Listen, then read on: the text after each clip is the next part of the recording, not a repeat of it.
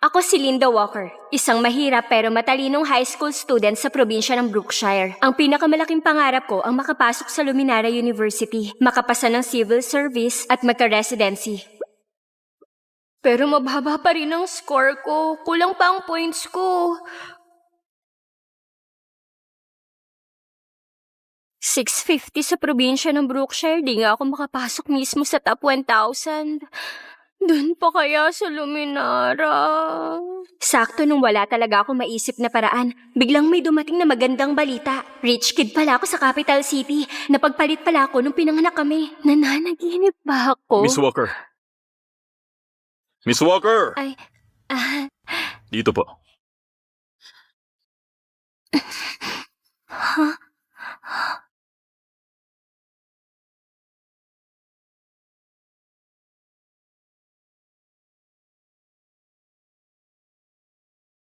ha? Miss Walker. Ah, Sandali lang po.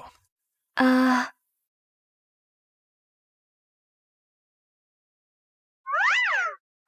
Linda Walker, ginagawa mo? Magda-drop out ka? Ako ang tunay na rich kid sa capital city. Kawawa kasi napagpalit ako nung pinanganak ako. Doon ako magka-college exam. Capital City? Linda, sa mga nobela, laging todo suporta ang mayayamang magulang sa peking anak. Ingat ka, ha? Huwag kang mag-alala. Wala akong pakialam kahit hindi nila ako gusto. Ang habol ko, residency. At hindi pamilya. Pagkatapos ng exam, babalik ako ha. Residency. Heto na ako. Nancy! Nancy! Nancy! Nancy! Nancy! Nancy! Mama, Papa, aalis na lang po ako. Hindi ako bagay sa pamilyang to. Nancy, tama na. Huwag kang matakot. Wala siyang panama sa pinalaki kong anak ng 18 years. Siguradong ito si Mrs. Lewis, ang totoong nanay ko. Dito na lang muna siya. Kahit ayaw namin sa kanya. Pero subukan niyang api-apihin ka. Pag nag-18 naman siya, palalayasin namin siya. Mukhang ito ang pangalawang kapatid kong si Joseph. Ano ba?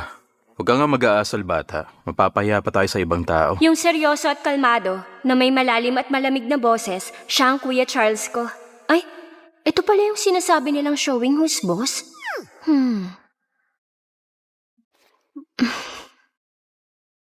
Napaka-boring.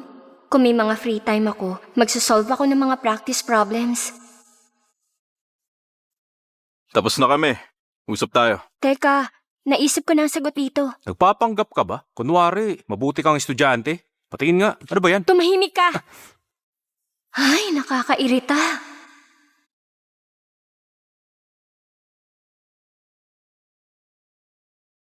Linda, next time, huwag ka nang mag-aral sa sala. Masyadong mababa ang mesa. Di komportable. Tsaka hinihintay ka ng lahat. Sorry, akala ko nagkwekwentuhan pa kayo. Wala kasi akong sariling kwarto kaya dito na ako nagsulat. Ba't di mo sinabi na dumating si Miss Lewis?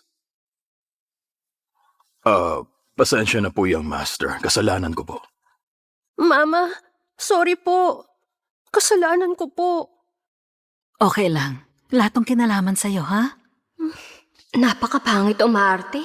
Ganito ba kababaw ang mga mayayamang pamilya? Maayos naman ang kilos niya, pero halatang probinsyana. Siguradong may ugaling hindi papino. Sa ngayon, hindi siya bagay pumasok sa school ni Nancy. Dapat matutunan ng maayos sa mga rules ng pamilyang Lewis. Kopyahin mo. Una, gusto ni Master ng tahimik at ayaw niya na maingay. Bawal tumingin ng diretso kay Master. Yumuko ng 90 degrees pag nagsaserve. Pangalawa, 6 a.m. kailangan ni Madam ng sabaw na galing sa spring water. Sa gabi, maghanda ng foot bath ng 40 degrees. Pangatlo, gusto ni Miss Nancy ng braised na talong at western food. Ay, 21st century ba talaga to? Sobrang absurd. Parang napunta ako sa loob ng isang nobela tapos binubuli ako. Pasensya na. Pero ayokong kopyahin to. Pumunta ako dito para maghanda sa entrance exam, hindi para tumigil at maging katulong. Kung ayaw nyo, aalis na lang ako. Anong sinasabi mo?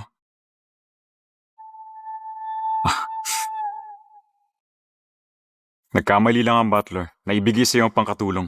Huwag ka na magalit.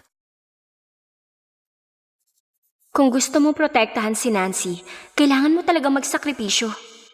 Pwede ba akong humingi ng kapalit? Pwede naman. Gusto ko sa school ni Nancy. Gusto ko sa school ni Nancy.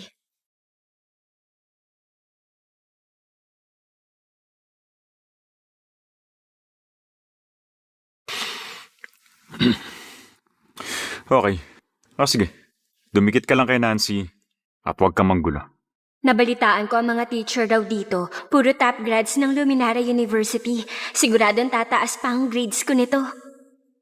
Pa, napag-usapan na natin na mas mahal mo si Nancy. Ba't pagdating ni Linda, si Nancy ang mas kawawa? Kuya, tama na. Hindi naman talaga sa akin to eh. Linda, hindi ako makikipag-away sa'yo. Aalis ako sa pamilyang to. Uy, wag. Ikaw ang totoong Nancy Lewis. Ako yung sampid lang dito. Naku, hindi ah. Dito na talaga ang bahay niya. Huwag mo siya paalisin. Ikaw ang nag-iisang Nancy Lewis. Totoo yun. Sige, ituloy mo lang yung palabas mo. Alam ko na tong storya na to. Spring ng ika-4 na taon ni Jubila. Charles, Si George Kuya, Taylor na Hindi demote. tong bahay ko. Sumunod hindi sa na akin taon, kumandang pamamahala Nancy, niya. At ang lahat Huwag kang ay magsalita ng umilad. ganyan. Kapatid ka namin kahit anong mangyari. Nirenovate niya ang Grandview Tower. Tama, sabay tayong lumaki. Ito ang tunay mong tahanan. Linda, ang papa't mama ni Nancy ang nagpalit sa inyong dalawa. Inosente din siya. Itong bahay niya. Kaya, pwede bang makasundo mo siya? Hindi ba siya ang dapat na tanongin niyo? Wala akong say sa pamilyang to. Bahala siya kung magiging fair siya. Ano ha? Na di kami fair sa'yo? Baliw na tong lalaki na to. Ano yung tingin na yan?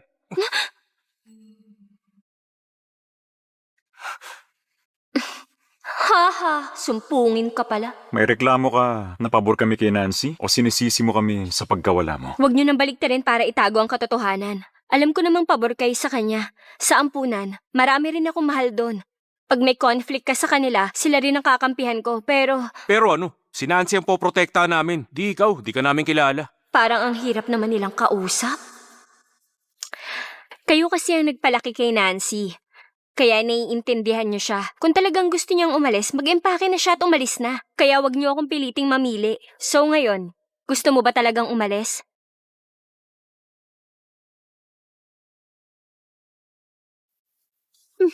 Patawarin niyo po ako. Aalis na lang ako. Ako na nga alis mag-isa. Okay, dahil mukhang sincere ka, tutulungan kita. Excuse me, sandito ang kwarto ni Nancy. Unang kwarto sa taas. Ako na ang mag-iempake. Hoy, bumalik ka! Ha? Ba't napakasama mo? Gusto mo agad palayasin ang kapatid ko? Inalagaan siya mabuti mula pagkabata. Kung aalis siya dito, paano na siya? Joseph, kahit sobrang galit ka, di ka pwedeng manakit. Sincere naman daw si Nancy. Dapat panindigan niya ang desisyon niya. Masyadong mabait lang si Nancy. Umiiyak na nga. Paano to naging kusa? Please, wag mo siyang pilitin. Isa rin siyang biktima. Alam mo kung gaano kasama ang magulang ni Nancy? Kung ibabalik natin siya, paano siya mabubuhay? Ayoko rin ng nanay na ganun. Hindi ko rin to gusto. Buti ako yung napalitan noon. Kung yung best friend ko yun, baka ngayon nag-iiyak na siya dahil sa sama ng loob. Ako pang magpapakalma sa kanya. Ay, Nancy, di ka nila papayagang umalis. Ayaw mo rin naman. Wala namang pumipilit sa'yo. Ba't umaarte ka na parang gusto mo mag-sorry sa akin? Kung talagang mabait ka, ipagtanggol mo naman ako. Ako? Lalo mo lang ginagatungan ng gulo. Gusto mong lumugar ako habang pinamumukha mo yung pagmamahal na meron ka. Ano ba pinagsasasabi mo? Biktima dito si Nancy.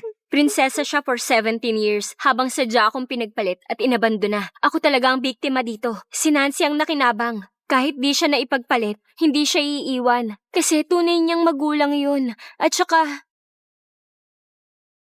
Ay, grabe yung tanga nila. Tsaka ang tanga ko rin sa pagkumbinsi sa kanila.